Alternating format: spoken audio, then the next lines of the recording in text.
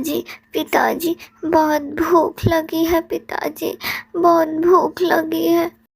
बेटा, आज तो हमारे पास भोजन नहीं है, केवल जल ही है। आज तुम बस जल पी के ही काम चला लो और सो जाओ। कल सुबह होते ही तुम्हारे पिताजी ज़रूर कुछ खाने के लिए ले आएंगे। हाँ पुत्र, तुम्हारी माता बिल्कुल सही कह रही है। कल सुबह होते ही मैं तुम्हारे लिए भोजन का इंतजाम कर दूंगा।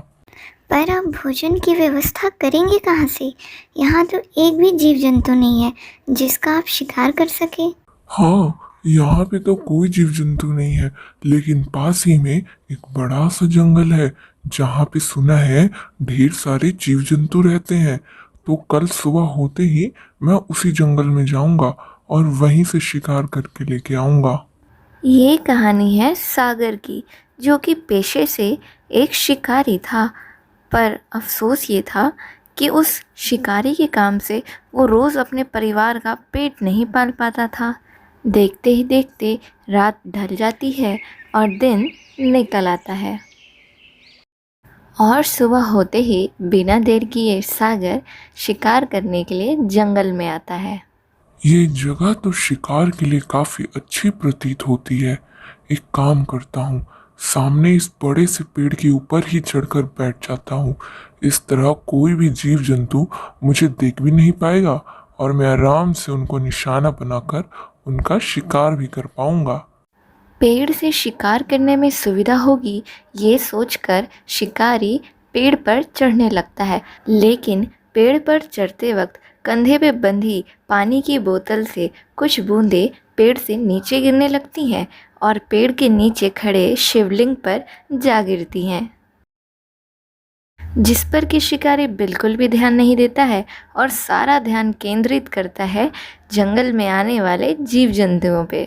मैंने तो सुना था कि इस जंगल में ढेर सारे जानवर हैं, पर अभी तक मेरे सामने तो एक भी नहीं आया। बेचारा मेरा बच्चा और मेरी पत्नी दोनों वहाँ भूखे बैठे हैं और मैं अभी तक एक भी शिकार नहीं कर पाया। जल्दी से कोई जानवर आ जाए और बस मैं उसका शिकार करके तुरंत उन लोगों के पास जाऊंगा। शिकारी शिकार का इंतजार कर ही रहा होता है कि तभी वहां एक घोड़ा आता है। वाह वाह, थोड़ी देर इंतजार तो करना पड़ा, लेकिन आखिरकार शिकार आ ही गया, और वो भी इतना बड़ा। अब मजा आएगा शिकार करने में। नहीं नहीं शिकारी, कृपा करके मुझे छोड़ दो। मैं यहाँ अपने पति को ढूंढने आई हूँ, जो कुछ समय पहले इस जंगल में आए थे, पर अभी तक वो घर नहीं लौटे हैं। कृपा करके मुझे छोड़ दो, मुझे उन्हें ढूंढना है। अरे नहीं नहीं, ऐसे कैसे छोड़ दूं मैं तुम्हें? मेरे भी बाल बच्चे घर पे इंतजार कर रहे हैं। मुझे भी तो उनके पास जाना है। मैं तुम्हें नहीं छोड़ सकता। जैसे तुम्हारे लिए अपने पति को ढूंढना आवश्यक है, उसी प्रकार मेरे लिए आज तुम्हारा शिकार करना अति आवश्यक है। अगर ऐसी ही बात है तो हे शिकारी, मैं तुम्हें वचन देती हूँ, मैं अपने पति को ढूंढने के पश्चात यहाँ वापस चली आऊँगी और फिर तुम मेरा शिकार कर लेना। परंतु कृपा करके इस समय मेरा शिकार ना करें, मुझे जाने दीजिए।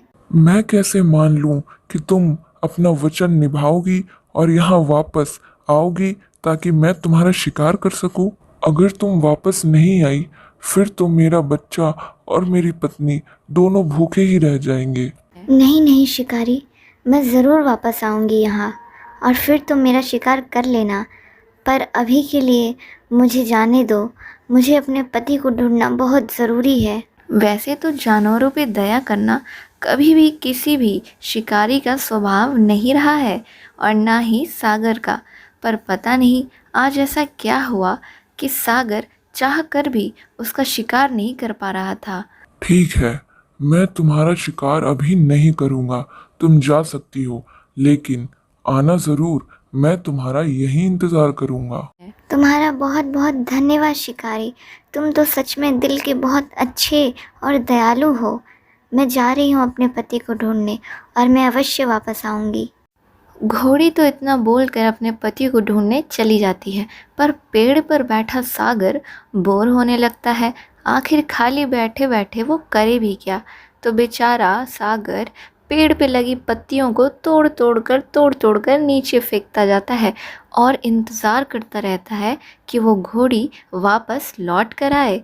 सागर के द्वारा खाली वक्त में तोड़ी गई सारी पत्तियां जाकर गिरती हैं शिवलिंग पर शिकारी का ध्यान तो सिर्फ आने वाले शिकार पर ही था। शिकारी शिकार का इंतज़ार कर ही रहा होता है कि तभी वहाँ एक छोटा सा भालू का बच्चा आता है। अरे वाह, एक शिकार गया तो दूसरा आया। चलो बढ़िया है, अब मुझे उसका इंतजार नहीं करना पड़ेगा। इसी को शिकार करके ले चलता हूँ घर। हे शिकारी, मुझे जाने दें, मुझे ना मारे। मैं अपने परिवार से बिछड़ गया हूँ। मैं अपनी माँ और अपने पिताजी को ढूंढ रहा हूँ। कृपया करके मुझे ना मारे। नहीं नहीं, ऐसे कैसे मैं तुम्हें छोड़ दूं? अभी मैंने कुछ समय पहले ही एक जानवर को छोड़ा था। अगर मैंने तुम्हारा भी शिकार नहीं किया तो मैं अपने घर वालों को क्या खिलाऊंगा? मेरे लिए तुम्हारा शिकार करना अति आवश्यक है। अगर आप मुझे अभी जाने देंगे तो मैं आपको वचन देता हूँ कि मैं अपने माँ और पिताजी को ढूंढकर और उनसे मिलकर आपके पास ज़रूर वापस आऊँगा। फिर आप मेरा शिकार कर लेना, पर अभी के लिए मुझे जाने दीजिए। और कभी किसी भी जानवर पर दया ना करने वाला सागर आज दोबारा इस जानवर को भी जाने देता है। ठीक है, जाओ, परंतु अपना वचन याद रखना और यहाँ लौट कर आना। मैं तुम्हारा यही इंतजार करूंगा। आपका बहुत बहुत धन्यवाद। आप बहुत अच्छे हैं। मैं अवश्य वापस आऊँगा। इतना बोलकर भालू भी वहाँ से चला जाता है और बेचारा शिकारी शिकार की राह में वही पहले की तरह बैठा रहता है। ये मैंने क्या किया? मैंने अपने दोनों शिकार को जाने दिया और अब तक उन दोनों में से कोई भी लौट कर नहीं आया। पता नहीं वो लोग वापस आएंगे या नहीं, और मैं यहाँ इंतज़ार ही करते रह जाऊंगा। अब तो रात भी होने वाली है और वहाँ मेरा बालक और मेरी पत्नी दोनों ही मेरी राह देख रहे होंगे। शिकारी ये सारी बातें सोच ही रहा होता है कि तभी वहाँ एक और काला रंग का घोड़ा सामने आता है। अरे वाह, आखिरकार इतने इंतजार के बाद एक और शिकार तो आया। अब कुछ भी हो जाए, मैं इसे नहीं जाने दूंगा अपने हाथ से। हे शिकारी, कृपया करके मेरा शिकार ना करें। मैं यहाँ अपनी पत्नी को ढूंढ रहा हूँ, जिसे मैं कुछ देर पहले बोलकर इस जंगल में आया था, पर अब वो वहाँ नहीं है। लगता है वो भी मुझे ढूंढ रही है और यहाँ मैं उसे ढूंढ रहा हूँ। कृपया करके मुझे ना मारे, मुझे अपनी पत्नी से मिलना है। अच्छा, तो तुम उस सफेद घोड़े की बात कर रहे हो? तुम उसी के पति हो? हाँ, तुम्हारी पत्नी भी यहाँ कुछ देर पहले आई थी और वो भी तुम्हें ही ढूंढ रही थी। क्या वो यहाँ आई थी? कहीं तुमने उसे मार तो नहीं दिया शिकारी?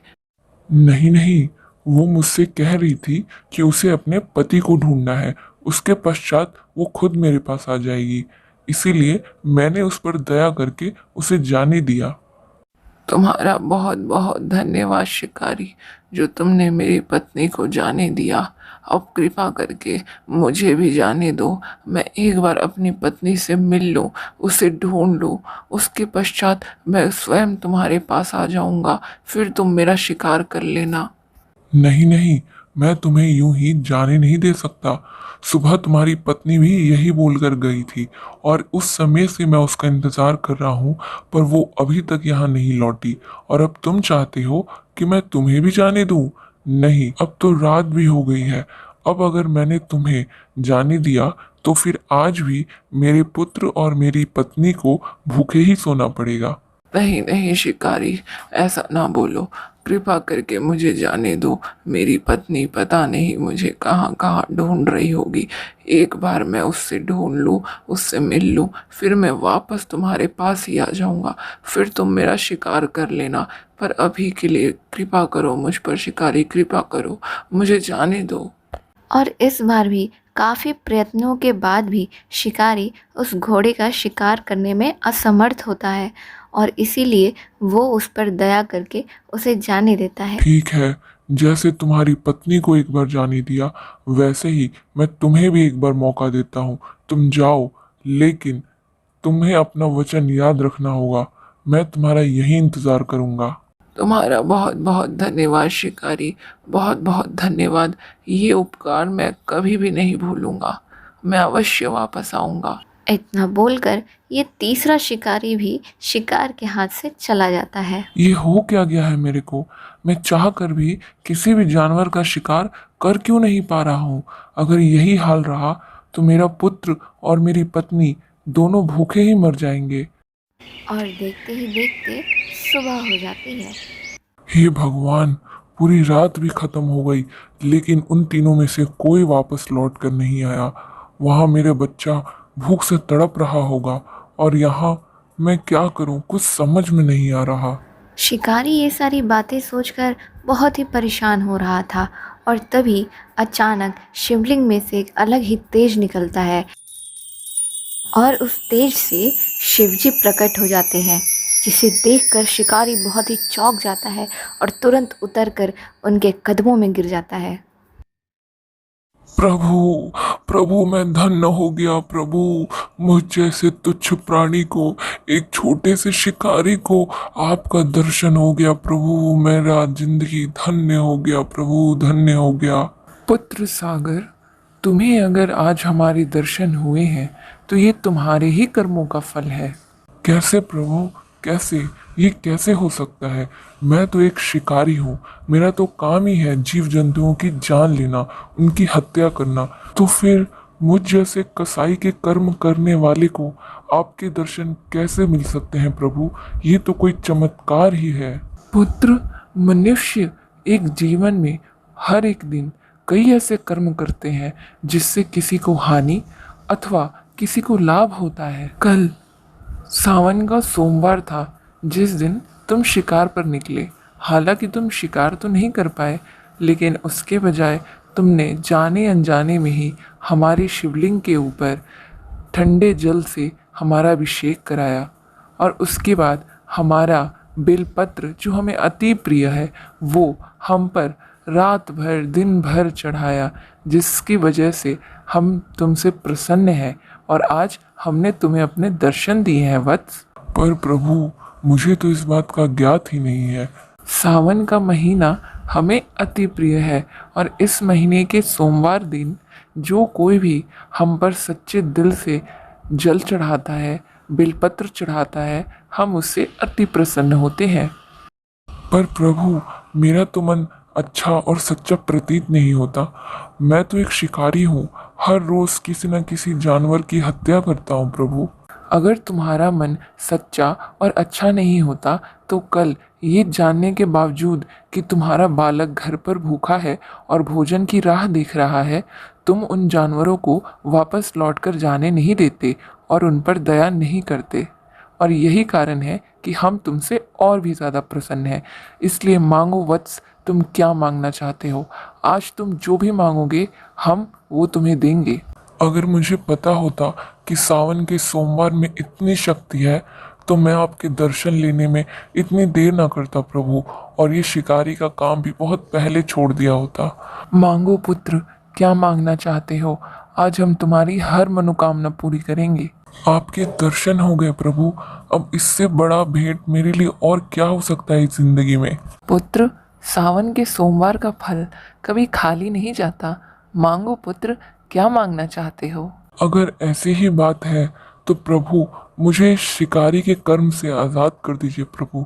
मैं किसी भी जानवर का शिकार नहीं करना चाहता, पर मेरे को अपने घर वालों का पेट पालना होता है, जिसके कारण मुझे ये काम करना पड़ता है। पर प्रभु, अब मैं ये काम और नहीं करना चाहता। तथास्तु। और अपना आशीर्वाद देकर शिवजी वापस से शिवलिंग में विलीन हो जाते हैं, और शिकारी वापस अपने घर की तरफ लौट जाता है। पर अपनी टूटी फूटी झोपड़ी की जगह एक बड़ा सा महल देखकर शिकारी तो चौंक ही जाता है। तभी वहाँ उसकी पत्नी और उसका पुत्र आता है। पिताजी, पिताजी आप आ गए, पिताजी आप आ गए। पता है पिताजी, यहाँ ना शिवजी आए थे। पता है पिताजी, आपने आने में देर कर दी। सुमित्रा, ये सूरज क्या कह रहा है? क्या ये सच है? यहाँ पे शिवजी आए थे? और ये तुम्हारे पास इतने सारे गहने कहाँ से आए? और ये इतना बड़ा महल? हमारी कुटिया कहाँ गई? ये सब कैसे हुआ सुमित्रा? अभी आपके आने से कुछ समय पहले ही यहाँ भोलेनाथ जी आए थे और उन्होंने ही हमारी कुटिया की जगह ये बड़ा सा महल बना है और उन्होंने ही हमारे पूरे घर को धन दौलत सोने चांदी और खाने पीने की सामग्री से पूरा भर दिया है। और ये सारे गहने भी उन्हीं के देन हैं। उन्होंने कहा कि आपने शिव जी को सावन के सोमवार के दिन प्रसन्न किया है और उसी के भेंट स्वरूप में वो हमें ये सारी चीज़ें दे रहे हैं। सुमित्रा की ये बात सुनकर शिकारी का तो जैसे पूरा दिल ही भर आता है, क्योंकि शिकारी ने कहा था कि अब वो और शिकार नहीं कर सकता। इसीलिए शिवजी ने उसके पूरे घर को इतने धन संपत्ति से भर दिया कि उनकी भूख और उनका पेट पालने के लिए उसे कभी दोबारा शिकार पर नहीं जाना पड़ेगा। इसीलिए तो कहते हैं कि भोले बाबा की लीला अपरंपार है। हर हर महादेव। पारो, हमारे दर्शकों को बताओ कि इस कहानी से हमें क्या शिक्षा मिलती है। इस कहानी से हमें शिक्षा मिलती है कि भगवान के घर देर है पर अंधेर नहीं। बस हमें अपने कर्मों पर ध्यान देना चाहिए, क्योंकि कर्मों का फल ज़रूर मिलता है। अच्छे का फल अच्छा और बुरे का फल बुरा। ऐसी और भी कहानियों के लिए चैनल को सब्सक्राइब करें, लाइक शेयर और कमेंट करना ना भूलें।